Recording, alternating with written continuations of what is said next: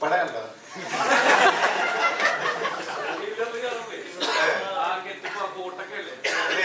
First എന്നെ വിളിച്ചപ്പോ അണ്ണാ ഒരു പടമുണ്ട് എനിക്ക് ഹീറോയിക്കല്ലേ അതിൽ അഭിനയിക്കണമെന്ന് പറയാം. ഓക്കെ, പിന്നെ വിളിച്ചില്ല. ഒരു 3 മാസം കഴിഞ്ഞ് ഞാൻ അങ്ങോട്ട് വിളിച്ചു. ഒരു പടം ഉണ്ടെന്ന് പറഞ്ഞായിരുന്നല്ലേ, എനിക്ക് ഓർമ്മ ഉണ്ടല്ലോ. അതെ, അപ്പോൾ ഒരു ദിവസം വിളിക്കുക, മുമ്പേ ദിവസം 4 പടത്തിന്റെ പൂജ വന്നേക്കണം. ഈ കഥയെ പറഞ്ഞിട്ടില്ല, ഡേറ്റ് ചോദിച്ചില്ല, പൂജയ്ക്ക് വിളിച്ചു. അപ്പം ഞാൻ പൂജയ്ക്ക് പോയപ്പോൾ അറിയാണ്ട് ഞാൻ കോട്ട് ഇട്ടിട്ട് പോയി. അത് ഭയങ്കര ന്യൂസായി. അന്ന് എനിക്കറിയില്ല, ക്ലൈമാറ്റിക് കണ്ടീഷൻ വീട്ടിൽ നിന്ന് ഇറങ്ങുമ്പോൾ കുറച്ച് തണുപ്പായിരുന്നു. അപ്പോൾ കോട്ട് ഇട്ടു. അവിടെ ചെന്നപ്പോൾ ഭയങ്കര ചൂടായിരുന്നു. എല്ലാവരും എന്നെ കണ്ട് ചിരിച്ചുകൊണ്ടിരിക്കുക.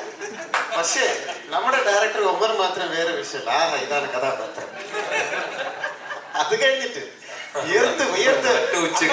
നല്ല ചൂടുള്ള സമയത്ത് പൂജയ്ക്ക് പുള്ളി കോട്ട് സൂട്ട് എനിക്ക് കോട്ട ഊറണം. അപ്പൊ ഞാൻ ഊറാനെടുത്തൊക്കെ ഒമർ നോക്കുമ്പോ ഇങ്ങനെ കളിച്ചോണ്ടിരിക്കുക. ശരിയായിട്ട് അപ്പൊ പടത്ത് ഷൂട്ടിങ് വരുമ്പോ ഇപ്പൊ ക്യാരക്ടർ എന്താ ഒന്നുമില്ല, ഞാൻ വന്നേക്ക് ശരി. ഇത് ഡ്രസ് ഒന്നും അലോ ഒന്നും എടുത്തില്ല.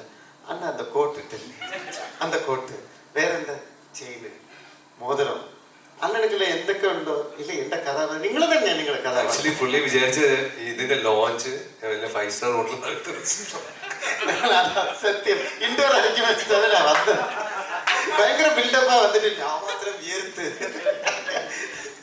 അത് പിന്നെ ലൊക്കേഷൻ വന്നപ്പോ കഥാപാത്രം പറഞ്ഞപ്പോ ഡയലോഗ്സിന് വന്നു. അന്നം പറയുന്ന പോലെ പറഞ്ഞു ഡയലോഗ്. ഇതെന്തുകൊണ്ട് ഇത് പറയുന്നതെന്ന് വെച്ചാൽ തമിഴ് മിക്സ് ചെയ്ത് മലയാളത്തിൽ അങ്ങനെ സംസാരിച്ചിരിക്കുന്നു ക്യാരക്ടർ.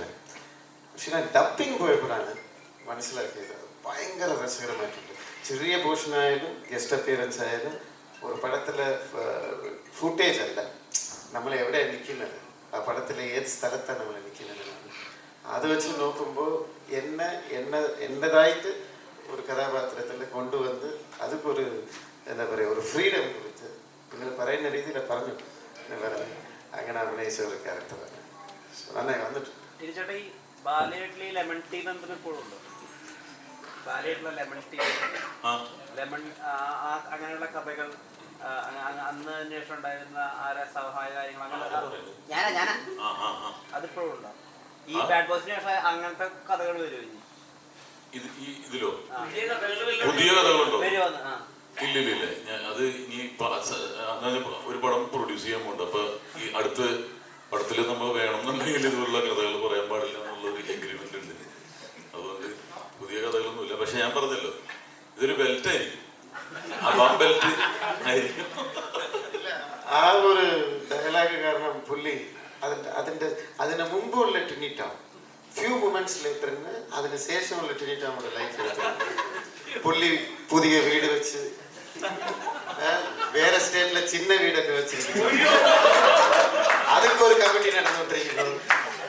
മസ്താങ് കാർ മേടിച്ച് കുറേ ഇമ്പ്രൂവ്മെന്റ് ആയി. എനിക്ക് ഒന്നും കിട്ടിയിട്ടില്ല. പുള്ളി പുതിയ തോക്ക് മേടിച്ചു.